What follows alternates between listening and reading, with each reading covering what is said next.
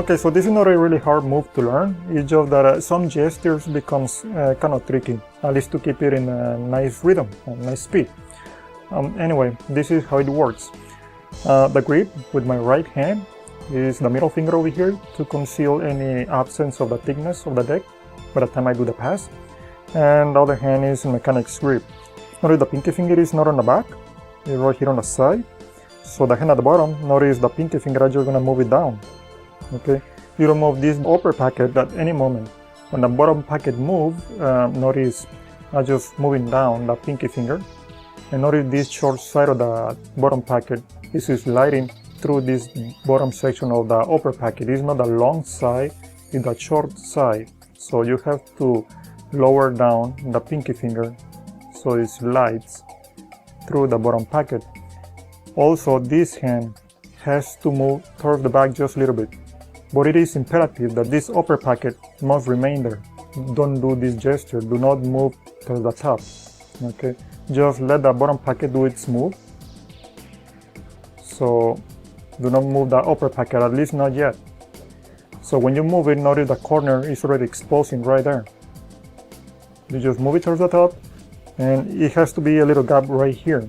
Do not leave it flush, because if you try to move this bottom packet right over here, this part of the fingers, they're going to be in the middle of the way because these are the closest part of the deck.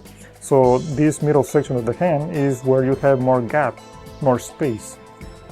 So you can move it quickly right on top and spread.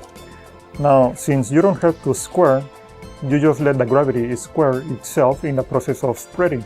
Okay, so this is one of the many gestures. Now this spreading gesture, I think, is the most subtle, the best looking, at least as far as I know, but you can also do the shaking, but the shaking doesn't look quite natural, at least you do the ace performance as I did it in the beginning of this video.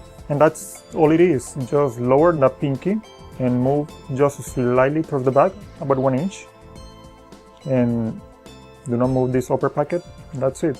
Notice the corner is showing. Leave it there, because if you try to square those two packets right away, the finger is gonna be in the middle of the process. It's gonna be too close of the corner. So you may end up with a card stuck in the middle of the process. So that's why you need to leave it back here. Okay, not right here in the front. And as soon as you have it right there, as spread in the process of squaring, that's gonna make it look maybe more subtle. Now also, because I have a gap right here, I rather move just a little slightly to the side so I can do the move. I may flash right here with the fingers, but I don't think it's as noticeable as if you do it in the front. Now there is a counterproductive issue. When you do this pass, notice I'm showing the card, the 8 of hearts, and I keep the pinky finger right over the selection. And because it is a huge pinky break, it's gonna be some discrepancies on the front. So I tried, when I close the spread, to leave a little mess right there. But if you have a little mess, you cannot do the pass. So you have to square, and if you have this hand for too long, it's gonna look suspicious. So you wanna bring this hand and do the pass right away. So what you need to do is just to keep the pinky finger. When you bring this other hand right over here in the front, try to square with the index finger before I even reach over here, so I can start doing the pass right away.